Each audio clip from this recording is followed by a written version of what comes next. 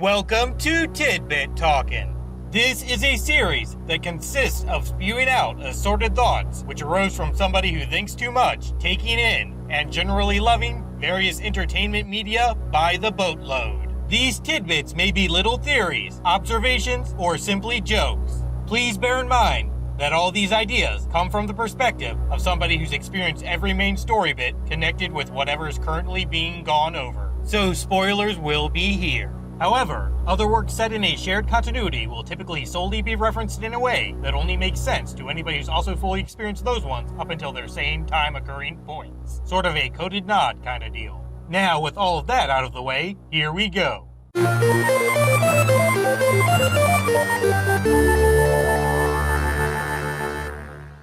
On top of the whole asexual production means uninhibited population growth thing, that X inside Samus might have resulted in so many showing up in this game because its resulting spawn infected, drew power from, and multiplied within each individual power suit fragment. Considering that these appropriately variable parasites can gain just about any adaptation-associated ability, either defensive or offensive, from every single life form in existence, weakness exploiting wouldn't work well against them for very long, if at all. So, a creature capable of annihilating anything through some kind of not-so-traditionally physical raw power utilization that could also quickly get away by a flight or whatever was necessary. Thus, those weirdly floating Metroids who can straight-up drain life away from all things within a typical form of brutality hoopla were genetically manufactured to kinda act as both the unstoppable force and immovable object simultaneously, because creating something more complex than junk that transforms its genetic makeup non-stop was simply too troublesome. On a somewhat related note, the X, taking a little, immediate surroundings encompassing, not touching ground trip before assuming whatever other creature form is currently desired, could very well be some sort of scan for their predator's presence. Perhaps Metroid's levitation distorts the air in a way that's unique to them, and any formless fakers flee. Such things are detected during said strategic swift sky stroll. Initially, our plucky protagonist pestering problematic parasites poorly played people because the first human they took over already had foreign DNA inside her that came from some bird folks. Things must have gotten very confusing for them when they went into not Samus individuals and found completely different genetic code for how egg fertilization works. Maybe Mighty Miss Aaron donated her gravity suit to some Federation folks immediately after Super Metroid so society in general could access that sweet anti-environment movement action after some mass production shenanigans took place. It's likely that those habitat regulation problems in Sector 1 could have been totally handled by the AI Atom. That wacky BSL group must have wanted to see if their recently Metroid DNA-injected patient guinea pig combo was affected in any way by a slightly out-of-sync SR-388 environment. They of course did this both for the sake of seeing how much like those little horrifying creatures she had become, and also to check on if metamorphosis-type activity could occur if that first thing was a lot.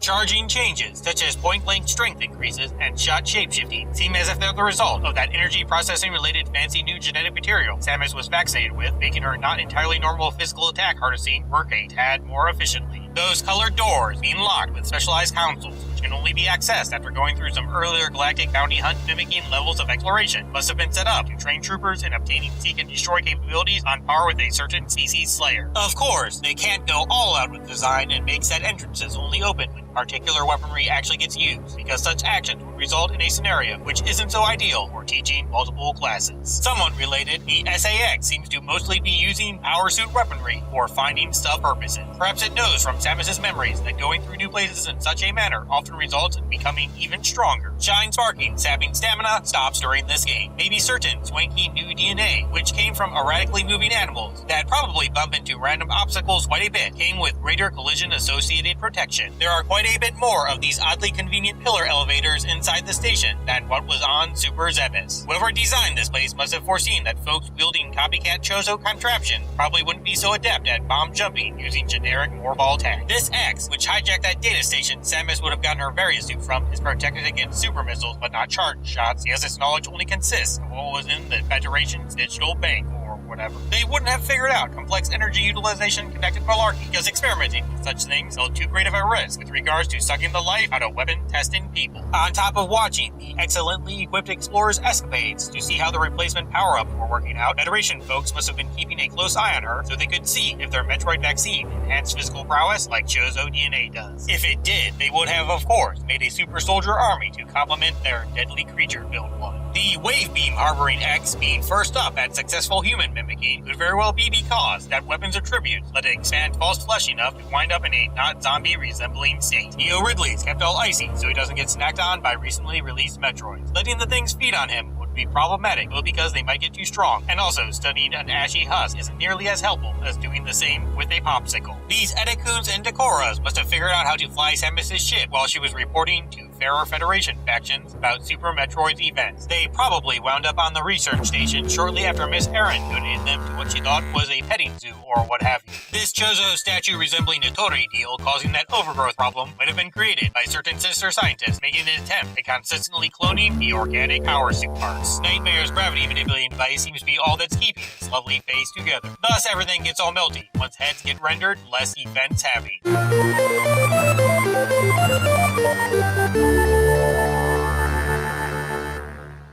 The freaky Federation fragment would of course never develop any wave beam copying tech or anything other than their top security drones, since they want such mechanical creature deals eliminating intruders long before they come close to bioweapon storage thingamajig. These infant Metroids seemingly not being harmed by ice might simply be Samus missing on purpose because they remind her so much of the hatchling. Of course, those wacky, even more bioengineered than usual little devils were kept next to the Tori and mimicking area. Not only would said situation be helpful for anybody interested in developing a mother brain-like entity capable of controlling them, but it also gives them at least an incontestable chance in making super-sized ones regularly. Also, that box security robot could have been an attempt at creating a more mobile mama. The X manifests in Neo Ridley's form near Tori and Take 3 because they wanted their strongest SA-shaped commander having backup from preposterously powerful Pilfer Person number 2 if Hidden Lab invasions didn't go so well. Using any AI other than a suppressed Adam Malkovich brain upload might seem like the better option for this shady scientist stuff society section, but doing so could have resulted in Samus not listening right when things started, rather than waiting until things got ludicrously out of hand. In other words, they needed a computerized commander capable of giving orders in ways that she considered listening to, but not one which would ever dish out missions for her sake instead of cruel researches. On that note, the hidden human part of said digitized dude might have secretly sent that diffusion data without permission. Also, a certain creepy conversation from earlier between said Cyber Sir and that deranged diplomat dude might have been for checking on how suppressed the former's true self was, in addition to that whole making sure Samus was oblivious deal. All afterlife approximating artificials must have some sort of quirk in their programming that makes being addressed like their human of inspiration override all attempts at behavior modifying. This would have been done as per some contracts with their living relatives that allowed this electronic brain saving to happen in the first place. The loved ones of deceased folks were great enough that others would want them to be eventually preserved forever, wouldn't want their legacy getting tarnished. After all, the bizarre number of available upgrades might have been caused by this faulty faction not being so sure about how powerful Samus typically is after exploring a place fully, designing stuff for their apparent counterfeit armament training focused deadly obstacle course.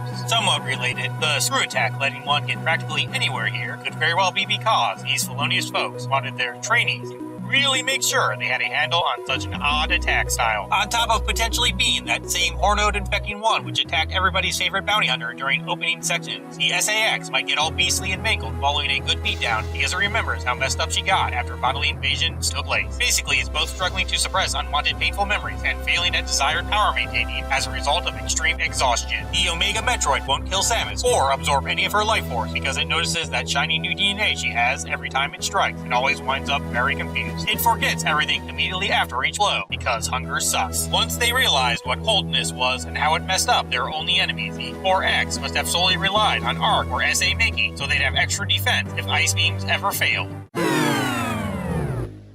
Endings are a pain, but all of you are fantastic. See ya.